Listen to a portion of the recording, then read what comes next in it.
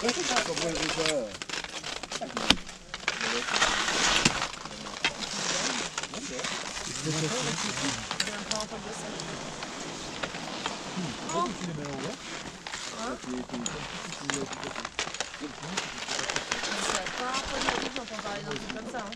quoi tu peux faire avec ce film?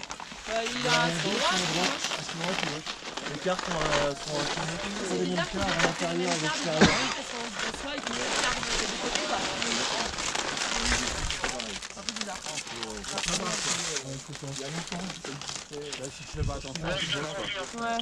Tu peux chausser quand même. Apparemment, tu le sens direct. Ah, mais tu peux chausser à l'envers. La laisse de Tout le monde a un bon niveau de ski. Normalement, c'est piste rouge. J'ai demandé, je crois, pour la première place. C'est bon, de toute façon, nous, on va prendre le bleu. Et les hoops, c'est facile. On va passer là, ouais. Ok. Ça, c'est les concentrés avec On est bon? yes. Allez, c'est parti.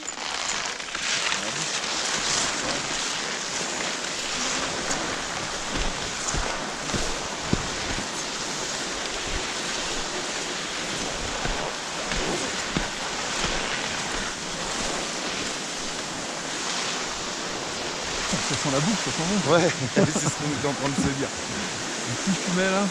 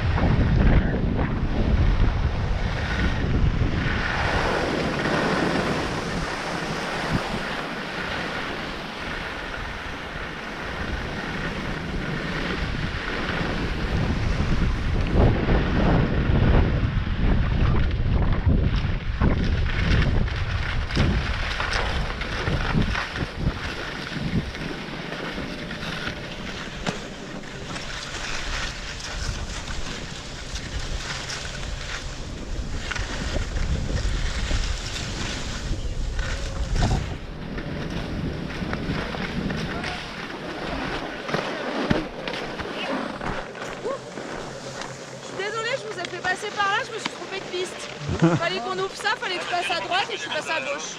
Ok. Voilà. Voilà, donc Mathilde m'a dit tout à l'heure. Tu viens de nous planter. C'est quoi cette installation? C'est géant, hein, de faire.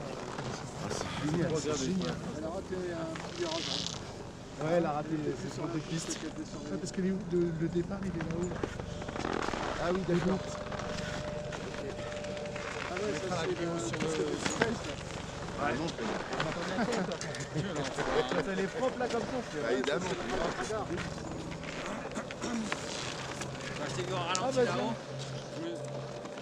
Il y a pour un qui se serait pété la gueule par hasard. Ouais, c'est Lolo. c'est la plus drôle, ça c'est l'enfer. Ah ouais, t'es sans pitié. Ah ouais, le ski, c'est le marteau en fait. Normalement, on a des maillets. Ouais, parce que c'est ce que je me disais. Ouais, mais bon, elles sont fous, elle a une paire 9 par an alors. Hein? Tu t'en fous, t'as une paire 9 par an. Ça va avec le métal qui est là.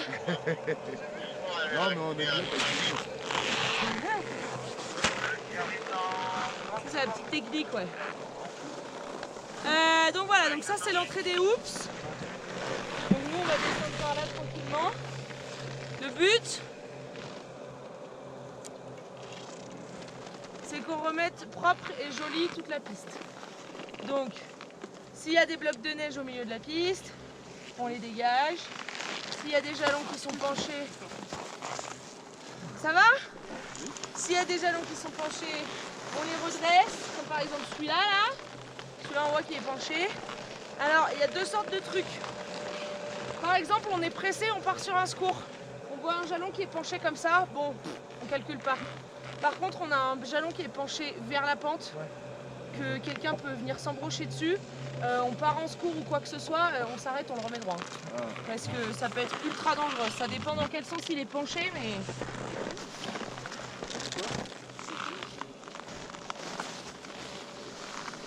Hop, les filets comme ça, donc lui il est en hors-piste là, parce qu'on voit qu'il est sur le bord de la piste, donc ceux-là ils restent installés toute la nuit. C'est tout l'hiver même. Des fois quand il neige, il faut aller le sortir un peu de la neige, mais sinon il reste en place tout l'hiver.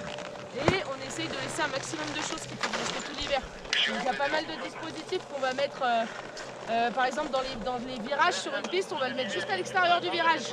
Comme ça au moins on n'a pas besoin de l'enlever tous les soirs et de le remettre tous les matins.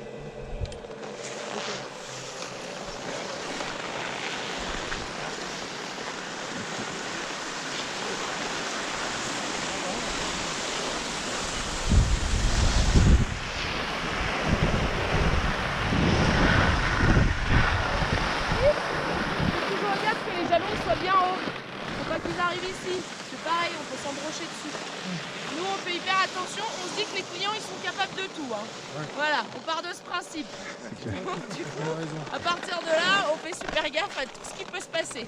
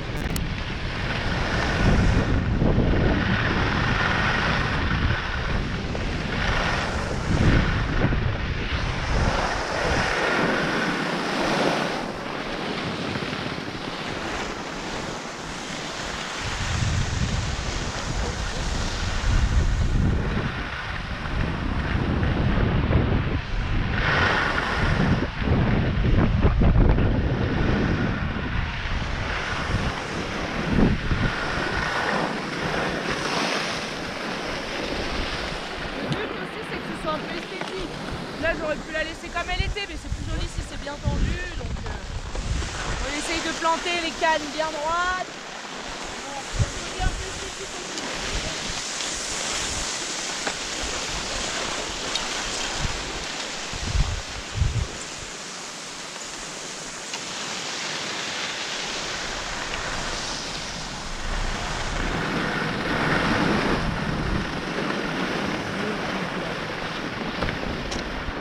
Les cannes là, ça là, c'est de la fibre de verre. À toujours manipuler avec des gants.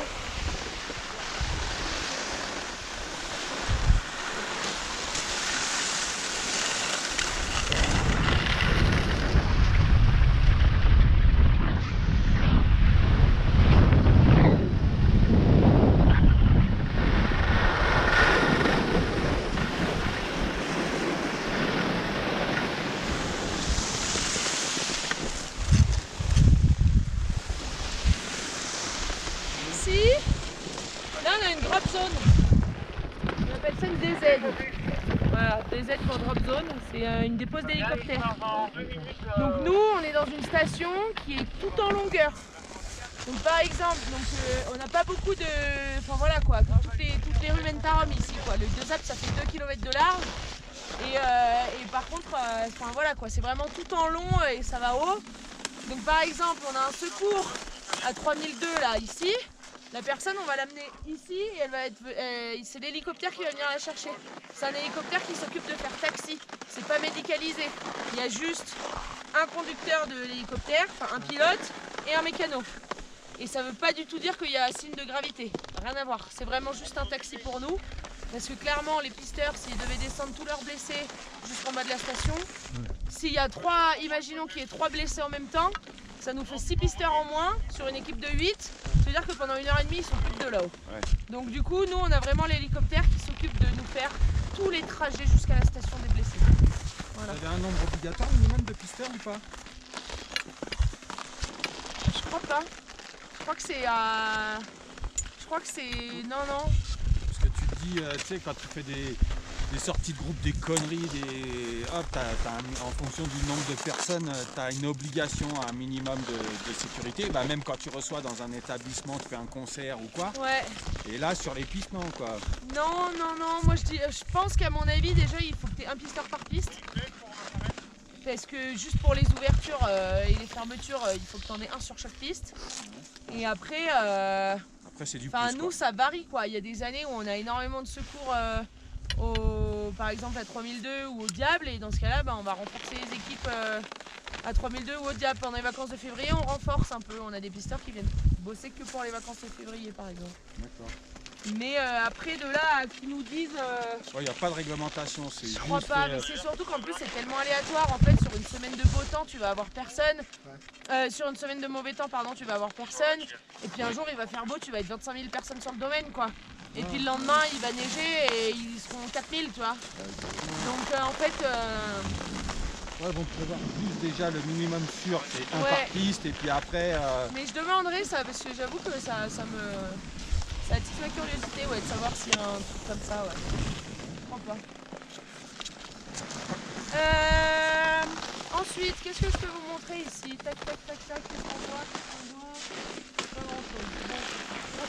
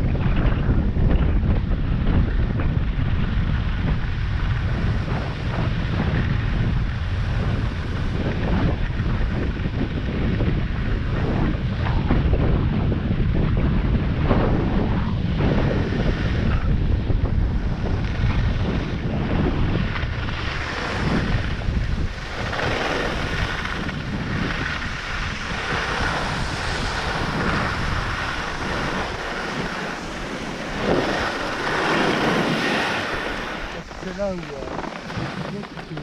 s'arrête là, et l'après-midi elle est horrible. Elle est horrible et j'ai dit, bah c'est pas ça qui est. C'est par là, parce que tu l'as Exactement. Ouais, celle-là. Ouais. En fait, le truc, c'est que les deux axes, on va dire, c'est une station un peu comme ça. Et il y a une petite bifurcation là, il y a la Toura. Delcombe et après. En gros, c'est ça. Donc, tout le monde reste sur l'axe principal ici. Tout le monde. On ne sait pas pourquoi. Mais tout le monde reste sur l'axe principal, Gendry 4, 3, 2, 1.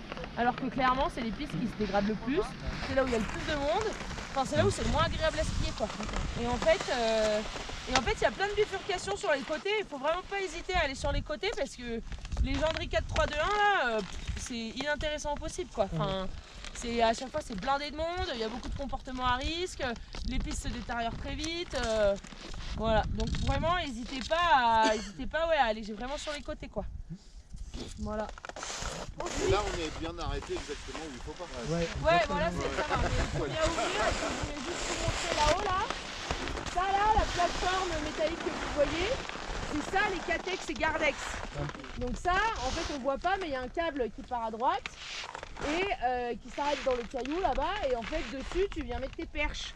Et donc, du coup, tu l'arrêtes à l'endroit que tu veux. Et ensuite, quand ça explose, c'est à peu près à 2-3 mètres au-dessus de la neige et c'est là que l'impact est meilleur pour l'onde de choc. Voilà.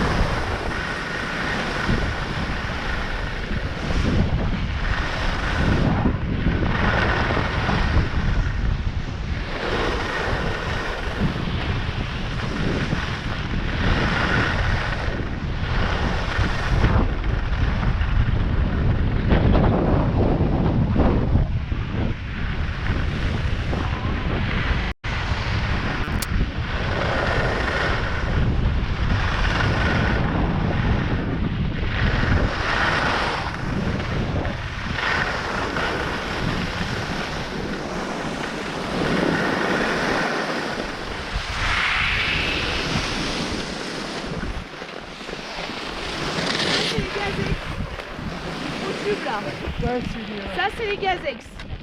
Donc ça fait partie de tout ce qu'il y a en dessous. Au-dessus, vous avez un espèce de casier là.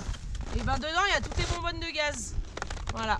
Ça se déclenche à distance. Donc du coup voilà, vous avez les recharges en gaz là-haut qui sont vérifiées à peu près une fois par mois. Et en dessous, ben voilà, le mélange de gaz qui se fait avec une étincelle et boum. Là donc on passe avec ce qu'on appelle la cool zone. Là-bas où il y a la dameuse, c'est là où il y a le chalet des shapers. Donc eux ils sont tous rassemblés là-bas et ils sont partis par à peu près du haut de la tourage jusqu'à là. Avec le téléphone en vert. Qu'est-ce que je peux vous montrer d'autre? Là-bas là on voit qu'il y a encore des Gazex tout là-haut là. Et on voit quelques-uns. Et voilà. Voilà, ben là on va arriver au restaurant. Est-ce que vous avez des questions? Ou est-ce que vous voulez qu'on parle de quelque chose en particulier? L'alimentation en gaz, je voulais savoir comment elle se fait. Il y a une tuyauterie qui va du local là-haut, où il y a les bouteilles de gaz. Il y a une tuyauterie qui va jusqu'à chaque ouverture. Ah ouais. Donc, toute la montagne est tuyautée, même tous ceux qu'on voit en hauteur là, ils sont tous reliés par des tuyaux. Et c'est des tuyaux souterrains ou puis ils sont à fleur de montagne? Non, ça a été creusé. Ah ok. Ah, c'est une grosse installation quand même. Sur le glacier, ouais. Oui, ça fait des grosses tranchées. Alors ça, c'est fait exprès. C'est en gros, on fait des tranchées comme ça. Le but, c'est que quand il y a du vent, et ben la neige, là c'est le bord de la montagne. Quand il y a du vent, la neige elle part pas là-bas. Elle s'arrête dans les trous, elle se fait engouffrer dans les fossés, en gros. Et c'est ça qui nous permet de garder la neige pour l'été. En gros, tout ce travail-là, c'est le travail de conservation de la neige sur le glacier. Voilà. Si on faisait pas ça, le glacier, à mon avis, serait comme celui d'Alpe d'Huez. Donc en fait, le fait d'exploiter le glacier, ça le conserve. Et si, ça c'est notre taxi, ça. Voilà. Ouais, le rouge et blanc, c'est notre taxi. Rouge et jaune, SAMU. Voilà. Et Et oui, voilà. Et en fait, je sais pas si vous remarquez, mais par exemple, en fin de saison, quand il n'y a plus beaucoup de neige, là où il reste de la neige, c'est là où la neige a été travaillée, damée. Donc en fait, exploiter les pistes de ski, ça conserve plus la neige. Quand vous évidemment, on enlève tout ce qui est pollution et évidemment que bon, le mieux ce serait de laisser la montagne totale nature. Mais quand tu regardes en fin de saison, les portions où il n'y a plus de neige, c'est les hors-pistes. Et là où il reste encore de la neige, jusqu'à tard, c'est toute la neige qui a été travaillée et qui a été skiée. Voilà, donc en fait sur le glacier, toutes les tranchées qu'ils font et le fait de damer, de tasser, etc., et ben, ça aide à la conservation du glacier. Voilà. Ça vous arrive souvent de prendre l'hélico? Hein? Ça vous arrive souvent de prendre l'hélico, vous? Nous, en tant que pisteurs, non, les gens, on les met dans l'hélico, après ils sont amenés en bas à côté, enfin sur la station, là, on a 2 DZ. La station, elle est comme ça, on a une DZ ici et une DZ ici. Donc, la première, donc la DZ1, elle est utilisée tout le temps, sauf quand elle est dans le brouillard.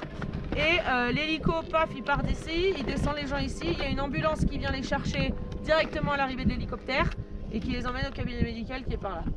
Mais en fait, quelle que soit la gravité de l'accident, que ce soit une entorse ou que ce soit quelque chose de plus grave, systématiquement, tous les blessés sont descendus par hélico. On en revient depuis cette année parce qu'on a le 3S. Ça a un trou énorme. On a le 3S qui fait que maintenant pour descendre les blessés c'est vachement plus confortable parce que les cabines sont grandes, le 3S est rapide. Donc là maintenant par exemple quelqu'un qui va se faire une épaule ou quoi, on va le descendre en cabine. Ça dépend, en fait ça dépend de la gravité de la blessure, ça dépend de la douleur de la personne. Ouais, parce que je me dis l'hélico à chaque fois. Ça dépend de plein de choses. Mais oui, jusque là c'est l'hélico qui nous fait tous nos secours. Et c'est pris en charge. Et c'est pris en charge, ça, ce coup-là, c'est pris en charge par les assurances des gens. L'assurance des gens, d'accord. C'est pas un service public. C'est pas un service public pris en charge par l'État. Ah non. Non. Les secours sur piste sont payants. Ouais. Les secours hors piste sont gratuits. Ouais. PGHM et CRS de montagne, c'est des secours qui sont gratuits. Mais nous là sur les pistes de ski c'est payant. Et quand il y a l'hélico, c'est 300 balles de plus que quand il n'y a pas d'hélico. Et c'est pour ça qu'à un moment. Hein?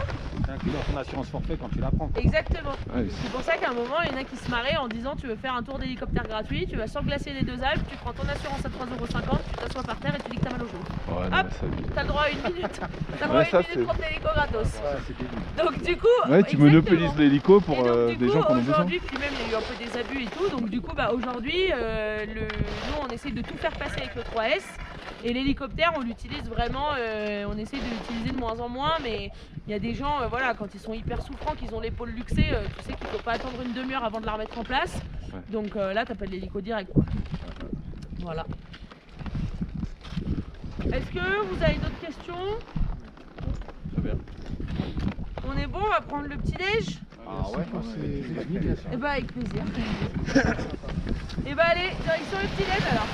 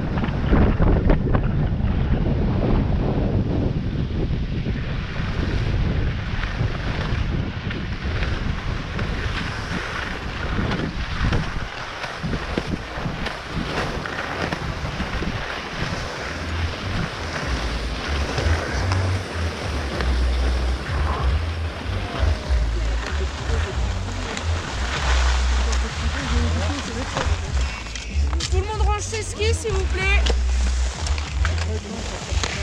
Pareil, quand vous allez dans les restaurants d'altitude, essayez de ranger vos skis. Parce que nous, les pisteurs, souvent, on doit passer près ou on a des secours. Et quand il y a des skis partout autour, là, c'est un peu carnage.